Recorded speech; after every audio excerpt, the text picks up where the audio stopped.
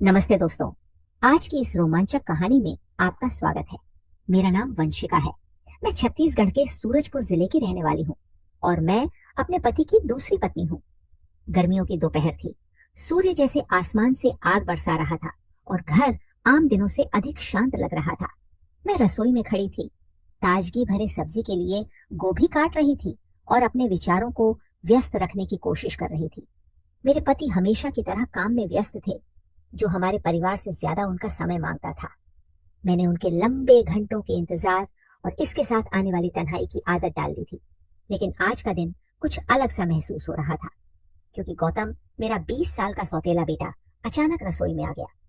उसकी मौजूदगी हमेशा सहज और ऊर्जा से भरी रहती थी, जो कमरे में आते जी उसमें जान डाल देती थी। वर्षों से मैंने उसे अपने परिवार का हिस्सा मान लिया था, लेकिन हाल ही में मैंने उसके व्यवहार में छोटे छोटे बदलाव महसूस करी थी और उन्हें नजरअंदाज करना अब मेरे लिए मुश्किल हो रहा था। कुछ मदद चाहिए? आते ही उसने पूछा। तब उसकी आवाज सामान्य थी, लेकिन उसमें हल्की झिझक महसूस हो रही थी। उसने मेरी ओर देखा, फिर उन फलों की ओर जिसमें मैं सलाद काट रही थी। तब मैं बिना आंचल लिए सर पर सलाद काटे जा रही थी और उसकी नजर मुझ पर एक पल के लिए ठहर सी गई थी। तब मैंने मुस्कुराते हुए उसे एक चाकू पकड़ाई और बोली, सुनो गौतम, क्या तुम सलाद काटने में मेरी मदद कर सकते हो? वह तुरंत सिर हिलाकर हमें सहमति जताते हुए मेरे पास आकर खड़ा हो गया और झुकते हुए काटने लगा। शुरुआत में उसके हाथ स्थिर थे, लेकिन जैसे जैसे समय बीतता गया मैंने देखा कि उसकी पकड़ में हल्का सा कंपन था। एक बार जब मैं एक कटोरा लेने के लिए हाथ बढ़ा रही थी तो हमारे हाथ आपस में छू गए। तब वह एक पल के लिए ठिठक गया और फिर जल्दी से पीछे हट गया। फिर माफी मांगते हुए कुछ बड़बड़ाया, जिस पर कोई बात नहीं, मैंने हल्के स्वर में कहा, जैसे कुछ हुआ ही ना हो। लेकिन अंदर से मैं उसकी आकर्षण के प्रति एक बढ़ती जागरूकता को नजरअंदाज नहीं कर पा रही थी। तब काम करते हुए मैंने उसे कई बार मेरी ओर देखते हुए पकड़ी। उसकी आंखें हर बार मेरी ओर मुड़ने पर जल्दी से दूसरी दिशा में चली जाती थी। ये बेहद हल्का, लगभग न के बराबर था, लेकिन फिर भी वहां था एक झिझक, एक तनाव जो मैंने पहले कभी भी महसूस नहीं की थी। ऐसा कमरे में लगने लगा था। फिर कमरा अचानक छोटा सा लगने लगा और उसमें की हवा भारी सी हो गई। लगता है सब तैयार हो गया। तब मैंने चुप्पी तोड़ते हुए कही और फिर तैयार हुआ। सलाद को टेबल पर रख दी। फिर गौतम ने सिर हिलाया। तब उसका चेहरा हल्का सा लाल था, जैसे किसी अजीब बात पर शर्मिंदा हो या कुछ गंभीर रूप से सोच रहा हो जिसे वह समझा नहीं सकता था। वह कुछ पल तक वहीं रुका रहा, जरूरत से ज्यादा देर तक। फिर एक कॉल करना है, इतना कहकर कमरे से बाहर चला गया। तब मैं वहीं खड़ी रही, खाली दरवाजे को देखते हुए, हमारे बीच हुई बातचीत को दिमाग में दोहराते हुए। फिर मैंने खुद को समझाई कि यह कुछ नहीं था, बस एक गुजरता हुआ पल था। गौतम एक युवा लड़का था, शायद किसी और वजह से घबराया या शर्मिंदा था, लेकिन अंदर से मुझे पता था कि बात इससे कहीं ज्यादा थी। उसकी निगाहें, वह अनजाने में हुए स्पर्श और उसकी आवाज का लड़खड़ाना सब जानबूझकर किया गया सा लगा, भले ही उसकी मंशा वैसी ना रही हो। फिर उस शाम जब मैं सोफे पर बैठी अपने पति के लौटने का इंतजार कर रही थी, तो मैं इस एहसास को झटक नहीं पा रही थी कि गौतम और मेरे बीच कुछ बदल सा गया था। यह हल्का था, जैसे परछाई जो नजरों से ओझल हो रही हो, लेकिन फिर भी वह यही है। और तब चाहे मैंने कितनी भी कोशिश की, लेकिन इसे नजरअंदाज नहीं कर पाई। फिर आने वाले दिनों में मुझे सब कुछ अजीब सा महसूस होने लगा, जैसे गौतम और मेरे बीच एक अदृश्य रेखा खींच गई हो। भले ही हम दोनों ने इसका जिक्र ना किया हो। अब वह भी घर में ज्यादा समय बिताने लगा था, मुझे कामों में मदद की पेशकश करने लगा था, जिनमें पहले कभी वह थोड़ा सा भी दिलचस्पी नहीं दिखाता था। शुरुआत में मैंने इसे गंभीरता से नहीं लिया, लेकिन जल्दी ही यह साफ हो गया कि उसकी मौजूदगी महज इत्तेफाक नहीं थी। एक दिन मैं बेडरूम रूम में कपड़े तय कर रही थी। जब गौतम अंदर आया, उसने ज्यादा कुछ नहीं कहा, बस सोफे पर बैठकर मोबाइल देखने लगा।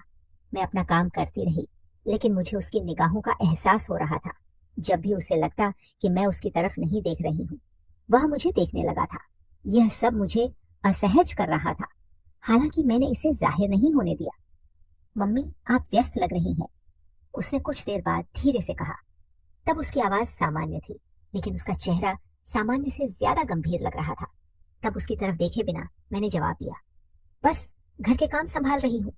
फिर वह चुप हो गया और उसकी चुप्पी जरूरत से ज्यादा लंबी हो गई।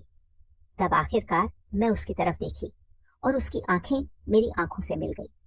तब उसकी नजरों में कुछ तो था, शायद जिज्ञासा या कुछ और गहरा, जिसने मुझे अस्थिर कर दिया। उस महीने के अंत में मैं स्विमिंग पूल के पास थोड़ा समय बिताने का फैसला करे। तब मुझे उम्मीद थी कि इससे मेरा मन हल्का हो जाएगा।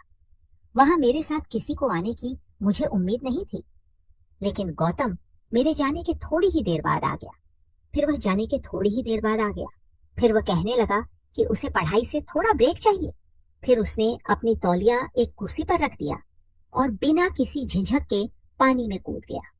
तब मैं अपनी लाउंज कुर्सी पर बैठी रही, एक किताब में खुद को व्यस्त दिखाने का नाटक करने लगा। लेकिन जब वह पानी से बाहर आया, तब उसके बालों और कंधों से पानी टपक रहा था। तभी मैं अनजाने में उसकी तरफ देख बैठी। फिर उसने मुझे उसे देखते हुए पकड़ लिया और एक पल के लिए हम दोनों ने अपन नजरें नहीं हटाई। फिर उसने पूछा, आप अंदर नहीं आ रही? तब उसकी आवाज हल्की थी, लेकिन उसकी आंखें किसी गहरे राज से भरी हुई थी। तब मैं सिर हिलाते हुए बोली, नहीं, मैं नहीं आ रही, मैं यहीं ठीक हूँ। फिर वह पूल के किनारे के पास तैर कर आ गया और अपने हाथ किनारे पर टिका दिया। तब उसकी नजरें मुझ पर इस तरह से बरस रही थी, जो मुझे अंदर से उत्तेजित करने लगी थी। मुझे अपने भीतर गर्मी का एहसास होने लगा, जो सूर्य की गर्मी से नहीं, बल्कि हमारे बीच की खिंचाव भरी ऊर्जा से थी। तभी उसने नरम शब्दों में कहा, मम्मी, आप पिछले कुछ दिनों से चुप चुप सी लग रही हैं। इस पर मैं अपनी कंधे ऊंचा करके और बात टालने की कोशिश करते हुए बोली, बस थोड़ी थकी हुई हूँ। शायद फिर गौतम ने और कुछ नहीं कहा, लेकिन जिस तरह से उसने मेरी ओर देखा, उससे यह साफ था कि वह मेरे जवाब से संतुष्ट नहीं था। फिर कुछ देर बाद वह पूल से बाहर निकला और अपना तौलिया उठाया और अपने बदन को पछने लगा। फिर जैसे ही वह मेरे पास से गुजरा, उसके शरीर से गिरती पानी की बूंदें गर्म फर्श पर छिटक रही थी, जिससे मेरे दिल की धड़कन तेज हो गई। उसके जाने के बाद के खामोश लम्हों में मैं वहीं बैठी रही, सब कुछ अपने दिमाग में दोहराते हुए। तब मैं इस बात से इनकार नहीं कर सकती थी कि कुछ तो हो रहा था, कुछ ऐसा जिसे मैं सामना करने के लिए तैयार नहीं थी। जिस तरह से वह मुझे देखता था, जिस तरह से वह मेरे पास आकर रुकता था, अब यह उसकी मासूमियत नहीं थी। अब मुझे लगने लगा था कि यह जानबूझकर कर रहा था, और इसका जो प्रभाव मेरे अंदर जो हो रहा था, उसे नजरअंदाज करना असंभव था। अब रात देर हो चुकी थी और घर शांत था। मैं अपने मन को शांत करने के लिए पानी लेने रसोई में गई थी। तब मुझे अपनी सांसें भारी लग रही थी, केवल गर्मी की वजह से नहीं, बल्कि उस तनाव के कारण जो पिछले कुछ हफ्तों से बढ़ता जा रहा था। खैर, अब मुझे रसोई में वहां गौतम के होने की उम्मीद नहीं थी, लेकिन तब भी वह वहां बिना शर्ट के फ्रिज पर झुका हुआ था और फ्रिज में कुछ ढूंढ रहा था। तभी मैं उससे सामान्य दिखने की कोशिश करते हुए, हालांकि मेरी आवाज मेरे अंदर की घबराहट को जाहिर कर रही थी, तभी मैं पूछी, गौतम बेटा, तुम इतनी रात गए जाग रहे हो? नींद नहीं आ रही थी, उसने बिना मेरी तरफ देखे हुए जवाब दिया। फिर उसने फ्रिज बंद किया और मेरी तरफ मुड़ा। फिर उसकी आंखें मेरी आंखों से मिली। तब उसके चेहरे पर कुछ ऐसा था जिससे मेरी सांसें थम सी गई। एक अजीब सा मेल जो उसके नजरों का था और उसके हिम्मत का था। तब कुछ देर तक हम दोनों ने कुछ नहीं कहा। तब बस हमारे बीच की खामोशी गूंज रही थी, उन शब्दों से भरी हुई जो हम में से कोई कहने की हिम्मत नहीं कर पा रहा था। तब मैं उसकी नजरों का अपने वजूद पर बोझ महसूस कर सकती थी। तब उसकी आंखें मेरे हाथ में पकड़े गिलास पर नहीं, बल्कि मेरे चेस्ट पर टिकी हुई थी। तभी उसने कहा, मम्मी, मैं तुमसे कुछ पूछना चाहता था। तब उसकी आवाज में झिझक थी। मैं सिर झुकाए जैसे बात को हल्का दिखाने की कोशिश कर रही थी। फिर बोली, क्या गौतम बेटा? तब वह थोड़ा झिझका। फिर अगले पल ही वो एक कदम मेरे पास आ गया और बोला, मम्मी, आप इतनी सुंदर क्यों हो? क्या आपने कभी महसूस किया है कि आप वहां नहीं हो जहां आपको होना चाहिए? बस एक मौका देकर देखो, मैं सब ठीक कर दूंगा। तब उसका सवाल और जवाब ने मुझे चौंका दिया। फिर मैं उसके चेहरे को देखने लगी, ये समझने की कोशिश करते हुए कि इसके कहने का क्या मतलब है। थोड़ी देर बाद मैं बोली, तुम कहना क्या चाहते हो गौतम बेटा? उसने धीरे से कहा, मेरा मतलब है जैसे कि आप किसी और चीज के लिए बनी हो, किसी और बड़ी चीज के लिए जो आपके अंतरात्मा को सुकून से भर दे। लेकिन देखिए ना, आप ऐसी जिंदगी में फंसी है जो आपके लिए बनी ही नहीं है। तब मुझे नहीं पता था कि उसके इस बात का जवाब कैसे दूं, क्योंकि तब उसके शब्दों की वार ने जिस तरह से मेरे अंदर दबी हुई भावनाओं को जान लिया था, जो मुझे अंदर से हिलाकर रख दिया, इससे पहले कि मैं कोई जवाब सोच पाती।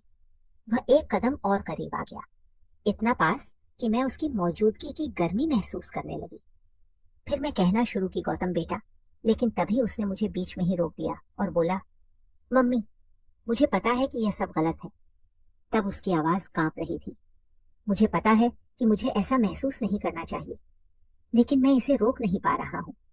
मैंने बहुत कोशिश किया, लेकिन मैं नहीं रोक पा रहा। आदित्य की यह बातें सुनकर मैं उसकी तरफ देखी।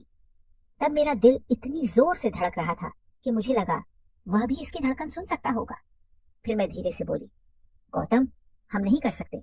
तब मेरी आवाज अचानक फुसफुसाहट में बदल गई थी। तब वह थोड़ा भी नहीं हिला और ना ही उसने अपनी नजरें मुझ पर से हटाया। तब मुझे वह एक भूखे शेर की तरह देखे जा रहा था। फिर बोला, मम्मी, मैं हर वक्त तुम्हारे बारे में सोचता हूँ। मैं ऐसा नहीं चाहता कि सोचूं, लेकिन मैं खुद को ऐसा सोचने से रोक नहीं पा रहा। अब तो मैं जहां भी देखता हूँ तुम ही हो जो नजर आती हो। तब उसके शब्द हवा में लटके रहे, ओपन और बिना किसी रोक टोक के। तब मैं उसे रोकना चाहती थी, उसे जानने के लिए कहना चाहती थी और इस बातचीत को कभी ना होने जैसा मान लेना चाहती थी, लेकिन मैं ऐसा नहीं कर पाई। मैं एक बार कोशिश की, लेकिन नहीं कर सकी। फिर जब उसने अपना हाथ आगे बढ़ाया और हल्के से अपनी उंगलियां मेरे हाथ पर फेरा, तब मुझे ऐसा लगा जैसे सीने में आग लग गई हो। तभी मुझे पीछे हट जाना चाहिए था, उसे बताना चाहिए था कि यह असंभव नहीं है, लेकिन मैं वहीं खड़ी रही, जर्सी गई। फिर उस पल को कुछ ऐसा बनने दिया जो नहीं होना चाहिए था। तभी कुछ ऐसा हुआ कि उसके होंठ मेरे होठों से छू गए, पहले तो झिझकते हुए हल्का, लेकिन फिर गहराई से। तब वह चुंबन बिजली जैसा था, तीव्र और पूरी तरह से सनसनी फैला देने वाला। तब मिनट भर में मैं अचानक पीछे हट गई। उस पल मेरी आंखों में आंसू आ गए थे। तब मैं आंखों में आंसू लिए बोली, गौतम, ये नहीं हो सकता। तब मेरी आवाज लड़खड़ा रही थी। फिर उसके जवाब का इंतजार किए बिना मैं कमरे कमरे से बाहर चली गई, उसे वहीं खामोशी में खड़ा छोड़कर। अब अगली सुबह मेरे लिए असनीय था, क्योंकि हमारे बीच की हवा उन सभी अनकहे शब्दों से भारी हो गई थी। अब तो मैं गौतम की तरफ देखने से भी बचने लगी थी। अब खुद को हर समय किसी ना किसी काम में व्यस्त रखने की कोशिश करने लगी थी। रोजमर्रा के कामों में खुद को व्यस्त रखते हुए मैं सामान्य होने की कोशिश कर रही थी, लेकिन जैसे ही वह कमरे में आता, मेरी धड़कन वापस तेज हो जाती और उसकी मौजूदगी का भार मुझे महसूस होने लगता। अब नाश्ते पर वह मेरे सामने ही बैठा था। वह चिंतित रूप से चुप दिख रहा था। तब मेरे पति बिजनेस के बारे में बातें कर रहे थे, हमारे बीच के होने से बिल्कुल अनजान। तब मैं उनकी बातों में हामी भरती रही, जैसे सुन रही हूँ, लेकिन मेरा दिमाग कहीं और था। पिछली रात का वह चुंबन बार बार मुझे याद आ रहा था और मेरे अंदर की चाहत को जगा रहा था। जब मेरे पति काम पर चले गए, तब गौतम लिविंग रूम में ही रुका रहा। मैं उससे बचने की कोशिश कर रही थी, लेकिन जब मैं उसके पास से गुजरी, तब उसने धीमी आवाज में कहा, क्या हम बात कर सकते हैं? यह सुन मैं ठिठक गई। तब मुझे पता था कि इस बातचीत से मैं हमेशा के लिए बच नहीं सकती। फिर बिना कुछ कहे मैं मुड़ी और सोफे के किनारे बैठ गई, हो सके बनाए रखते हुए। फिर उसने कहा, मम्मी, मुझे माफ कर दो। तब उसकी आवाज पछतावे से भरी हुई थी। वह आगे कहने लगा, मुझे ऐसा नहीं करना चाहिए था। मैं तुम्हारे लिए पागल हो गया था, लेकिन मैं सच में तुम्हारे लिए चीजें और मुश्किल नहीं बनाना चाहता था। तब मैं सिर हिलाई, क्योंकि मेरे हाथ गोद में मजबूती से बंधे हुए थे। फिर बोली, गौतम, जो कुछ भी कल रात हुआ वो दोबारा नहीं हो सकता। हमने एक हद पार कर दी है। तभी उसने जल्दी से कहा, मुझे पता है मम्मी। फिर थोड़ा आगे झुकते हुए बोला, मुझे पता है कि यह गलत है, लेकिन मैं यह भी नहीं दिखावा कर सकता कि मुझे ऐसा महसूस नहीं होता। आप मेरे लिए सबसे ज्यादा मायने रखती हो, जितना कोई और कभी नहीं रखता। तब उसके शब्द मेरे दिल को चीरते हुए निकल गए।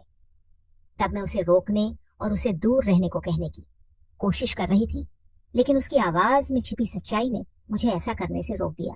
लेकिन आखिरकार मैंने कहा, गौतम, यह सही नहीं है ना मेरे लिए, ना तुम्हारे लिए और ना ही तुम्हारे पिता के लिए। यह सब कहते हुए मेरी आवाज कांप रही थी। मेरे द्वारा पिता का नाम लेने पर वो थोड़ा सहम सा गया, लेकिन पीछे नहीं हटा। फिर उसने कहा, मैं अपने जज्बात पर काबू नहीं पा रहा हूँ। तब उसकी आवाज फुसफुसाहट में बदल गई थी। फिर उसने ने कहा, मुझे पता है कि आप भी मुझे लेकर कुछ महसूस करती हो। ये मत कहो कि आप कुछ भी महसूस नहीं करती। तब हमारे बीच सच्चाई का बोझ भारी हो गया था। मैं अब और उसे झुठला नहीं सकती थी। तभी मैंने अपने अंदर कुछ महसूस की कुछ ऐसा जिसे मैं न समझा सकती थी और ना सही ठहरा सकती थी, लेकिन इसका मतलब यह नहीं था कि वह सही था। फिर मैं दृढ़ता से बोली, गौतम, हम जो कुछ भी महसूस कर रहे हैं उसका कोई मतलब नहीं है। हालांकि मेरी आवाज कांप रही थी, फिर भी बोली, हमें इसे यही बंद करना होगा गौतम, हम ऐसा नहीं कर सकते। तब वह मुझे नजरें गड़ाए और एक दर्द के साथ मुझे देखने लगा। तब मैं उसे चोट नहीं पहुंचाना चाहती थी, मैं उसे सब बता देना चाहती थी कि तुम ही वह इंसान हो जिसने मुझे ऐसा महसूस करवाया है। तब मैं यह दिखावा नहीं कर सकती थी कि यह सब सच नहीं है, बल्कि सब कुछ बांटना चाहती थी। तब मैं जवाब देती, इससे पहले ही बालकनी में कार के आने की आवाज ने उस पल को तोड़ दिया। तब मेरा पति जल्दी घर लौट आया था। तब गौतम और मैंने घबराहट भरी नजरें एक दूसरे से मिलाई और वह जल्दी से उठा और बिना कुछ कहे अपने कमरे में चला गया। जैसे ही मैंने उसे लाश से जाते होते देखी, मेरे सीने में एक अजीब सी कसक उठी जिसे मैं समझा नहीं पा रही थी। सीमाएं धुंधली हो चुकी थी, मर्यादा टूट चुकी थी और कुछ भी पहले जैसा नहीं रहेगा। मेरा दिल अपराध, जन्म, वफादारी और उस भावना के बीच बंट चुका था जिसे मैं नाम देने की हिम्मत भी नहीं कर सकती थी। और पहली बार मुझे नहीं पता था कि अब मैं आगे क्या करने वाली थी। फिर जैसे ही मेरे पति घर के अंदर आए, मैंने खुद को सामान्य दिखाने की कोशिश की। तुम जल्दी आ गए, मैंने हंसने का नाटक करते हुए पूछा। हाँ, ऑफिस में मीटिंग कैंसिल हो गई, उन्होंने अपनी टाई ढीली करते हुए कहा। फिर मैं जल्दी से किचन में चली गई, कुछ ऐसा करने की कोशिश में जिससे मेरे चेहरे के भाव छिप सके, लेकिन मेरे भीतर का तूफान थमने का नाम नहीं ले रहा था। गौतम और मेरे बीच जो कुछ हुआ था वह मेरे दिमाग में लगातार घूम रहा था। रात का खाना खामोशी में ही बीता। उधर जब से गौतम अपने कमरे में गया था तब से बाहर नहीं आया था और मैंने भी उसे बुलाने की हिम्मत नहीं की। मेरे पति हमेशा की तरह काम और ऑफिस की बातें करते रहे, लेकिन मेरी दुनिया अब पहले जैसी नहीं रही थी। अगले दिन सुबह का माहौल ठंडा था, लेकिन मेरे अंदर की बेचैनी गर्म थी। मैं गौतम से नजरें मिलाने से बच रही थी, लेकिन जब उसने नाश्ते की मेज पर बैठते हुए मुझे देखा तब उसकी आंखों में वही गहराई थी। तभी उसने अचानक कहा, आज मैं दोस्तों के साथ बाहर जा रहा हूँ। इस पर मेरे पति ने बिना कुछ सोचे जवाब दे दिया कि अच्छा है। अब गौतम का बाहर जाना मेरे लिए राहत जैसा था। कुछ घंटों तक मैं खुद को शांत रखने की कोशिश कर सकती थी, लेकिन जैसे ही वह बाहर निकला, मैंने महसूस किया कि राहत की जगह खालीपन ने ले ली थी। अब शाम को जब गौतम वापस आया, तब मैं लिविंग रूम में अकेली बैठी थी। मेरे पति अपने किसी बिजनेस के सिलसिले में गए थे और घर में बस हम दोनों ही थे। तब गौतम ने सीधे मेरी ओर देखा और बोला, मम्मी, अब हमें बात करनी होगी। तब उसकी आवाज गंभीर थी। मैं गहरी सांस ली और उसे बैठने का इशारा की। फिर बोली, गौतम, जो हुआ वह नहीं होना चाहिए था, यह गलत है, हमें इसे यही रोकना होगा। तब वह चुप रहा, लेकिन उसकी आंखें मुझे पड़ रही थी।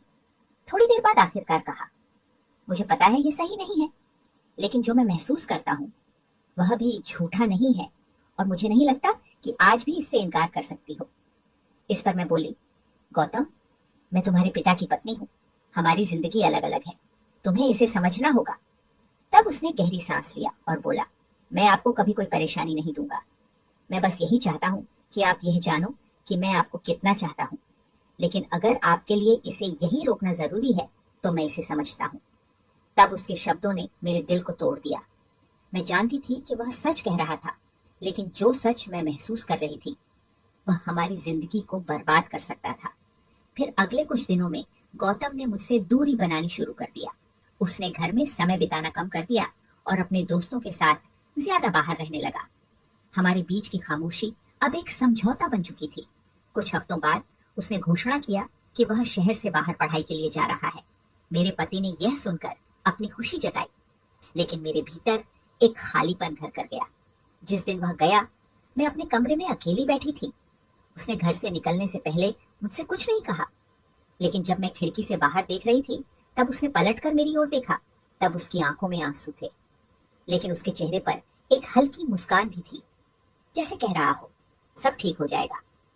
उसके जाने के बाद मैंने अपने अंदर के संघर्ष को धीरे धीरे स्वीकार कर लिया।